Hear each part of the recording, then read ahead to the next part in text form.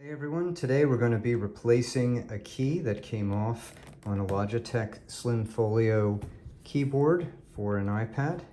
Here is our H key. We have the pieces that came out with the key, and let's get started. The most important thing to do here is make sure you have the placement and the alignment right here for the key lock and the key retainer.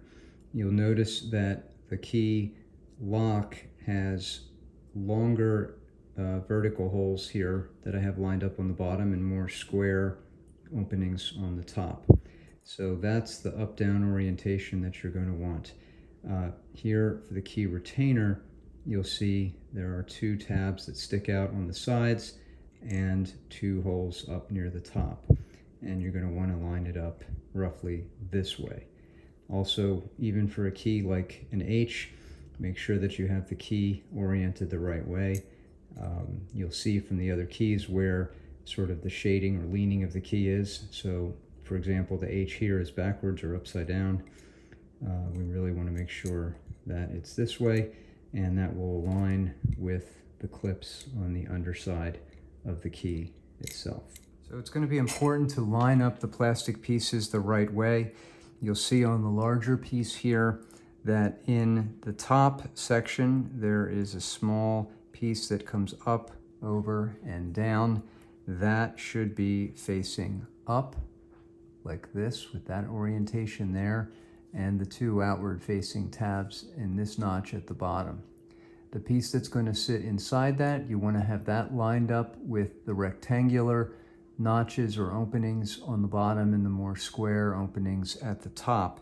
In addition to that, you'll flip this over and you'll notice that there is a small channel here. We can tilt it right for you. That should be facing down.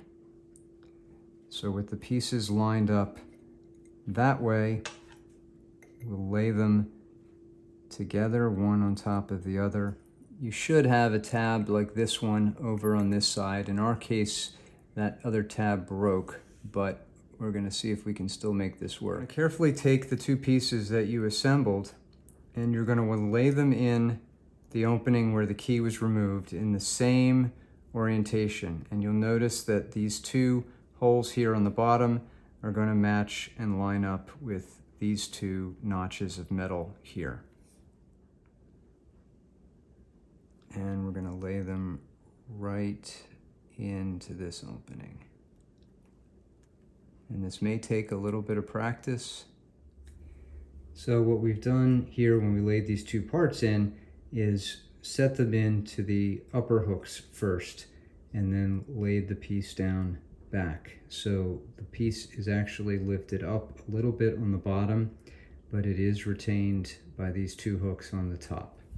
This is how it should look when the plastic pieces are aligned with the upper hooks coming through the holes in the plastic. Just like now we can insert the key.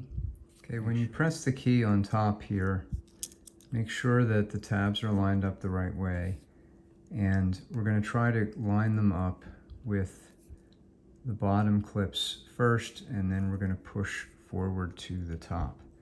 So I'm just going to lay this in with this orientation first from the bottom, and then roll it forward and push until it clicks like that. All right, you'll notice here that the key does not sit at exactly the same height as the other keys, and that I think is because one of our tabs is broken and also one or two of these hooks is not in the greatest of shape. So consider this a temporary repair, but let's test it out here, and we'll type that the key is now fixed. And it works. Ha, ha, ha, ha, ha, ha. So, I hope that helped you. Thanks very much for watching.